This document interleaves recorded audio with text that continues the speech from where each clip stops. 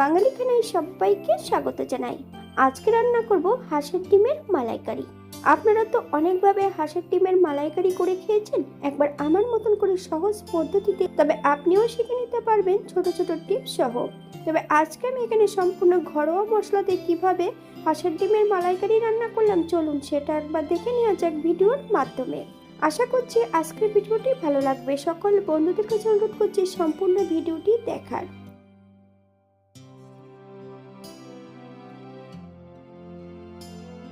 এখানে আমি আগের থেকে বেশ কিছুটা হাঁসের ডিম সেদ্ধ করে রেখেছি। এগুলোর বেশ খোসা পরিষ্কার করে নিতে হবে। বাঙালি রান্না ঘরোয়া উপকরণ দিয়ে আপনাদের যদি রান্নাগুলো পছন্দ হয় তাহলে চ্যানেলটি সাবস্ক্রাইব করে দিয়ে পাশে থাকবেন। পাশে থাকা বেলটি বাজিয়ে দেবেন, নইলে নিত্য নতুন রান্নার নোটিফিকেশন পাবেন না। আমার এই চ্যানেলে আমিষ, নিরামিষ এবং বিভিন্ন ধরনের হাঁসের ডিমের রেসিপি দেওয়া আছে। আপনাদের যদি পছন্দ হয় তাহলে চ্যানেলটি ঘুরে একবার দেখে নেবেন। সম্পূর্ণ ডিমগুলো কিন্তু আমি খোসা পরিষ্কার করে নিয়েছি। হালকা করে কিন্তু এখানে কাট দিয়ে রেখেছি। আপনারা আপনাদের পছন্দ মতন ডিমগুলো কেটে নিতে পারেন।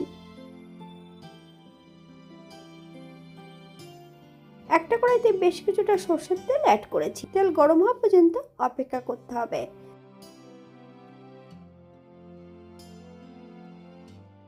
হাফ চামচ লবণ আর হাফ চামচ হলুদের গুঁড়ো তেলের মধ্যে অ্যাড করব। এক এক করে সম্পূর্ণ ডিমগুলো আমি তেলের মধ্যে অ্যাড করে দেব। মিডিয়াম আঁচে বেশ কিছু সময় ডিমগুলো ভেজে নিতে হবে, তবে একটু লালচে করে ভেজে নিলে খেতে কিন্তু বেশি সুস্বাদু হবে।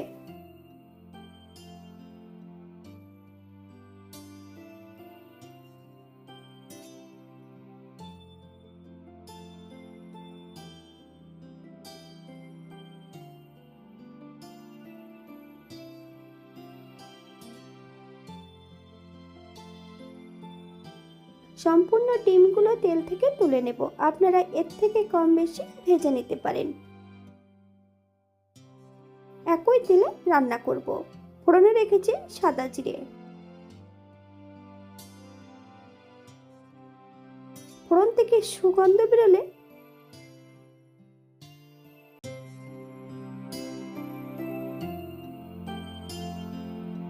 মিডিয়াম সাইজের দুটো পেঁয়াজ সরু সরু করে কেটে নিয়েছি। সম্পূর্ণ পেঁয়াজের টুকরোগুলো অ্যাড করে দেব।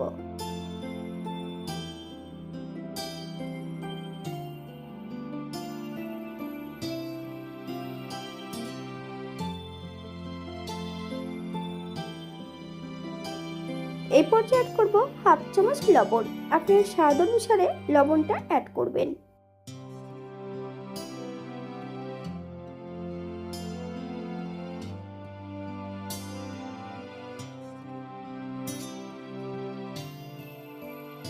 সাত থেকে আট কোয়া রসুন 80% বেটে নিয়েছি। সম্পূর্ণ রসুন বাটাটা অ্যাড করব। তবে পেঁয়াজ রসুন থেকে যতক্ষণ কাঁচা গন্ধ ছাড়বে ততক্ষণ বেশ ভালো করে ভেজে নিতে হবে।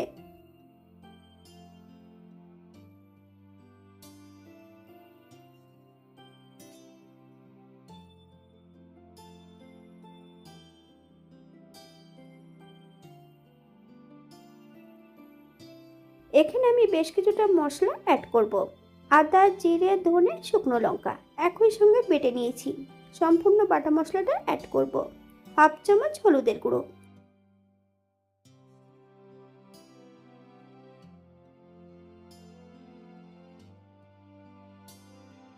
এখানে অ্যাড করব হাফ চামচ কাশ্মীরি লঙ্কার গুঁড়ো। মিডিয়াম আঁচে বেশ কিছু সময় মশলাটা ভেজে নেব।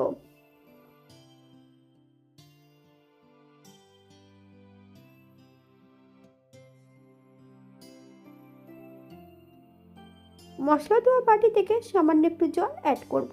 মশলাটা বেশ ভালো করে কষিয়ে নিতে হবে, অথবা মশলা থেকে যতক্ষণ তেল না ছাড়ছে ততক্ষণ বেশ মশলাটা ভালো করে কষিয়ে নিতে হবে।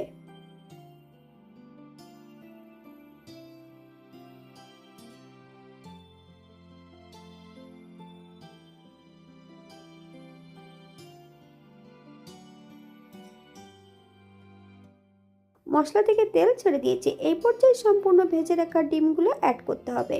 মিডিয়াম আঁচে মশলা সহ ডিম দিয়ে বেশ ভালো করে কষিয়ে নিতে হবে।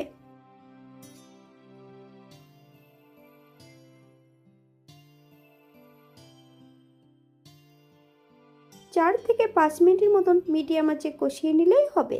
আপনারা একবার স্ক্রিনের দিকে ফলো করবেন।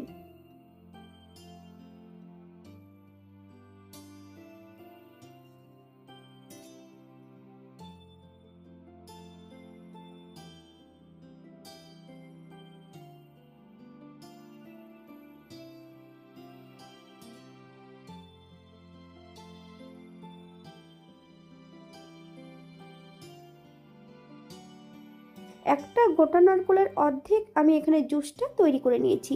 সম্পূর্ণ নারকেলের জুসটা অ্যাড করব।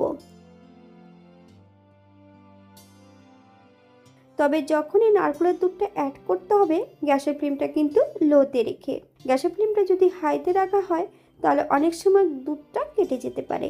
4 থেকে 5 মিনিটের মতন রান্না করে নেব মিডিয়াম আঁচে।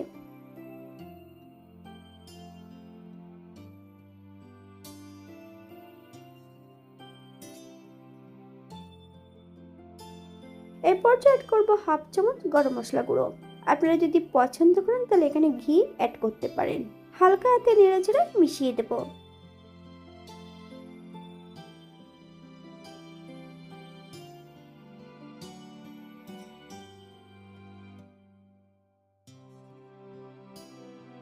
গ্যাসের ফ্লেমটা অফ করে দিয়ে 5 মিনিটের জন্য স্ট্যান্ডিং টাইম দিতে হবে, তারপর সার্ভ করব।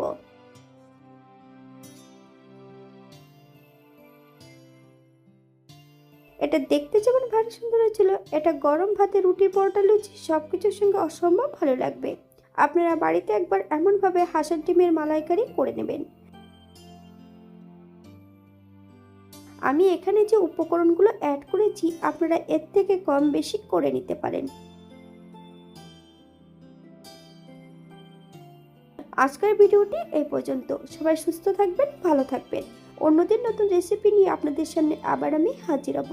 নতুন ও পুরনো সকল বন্ধুদের অসংখ্য ধন্যবাদ ভিডিওটি দেখার জন্য। হাতে যদি সময় থাকে তাহলে একটা লাইক, কমেন্ট, শেয়ার করবেন।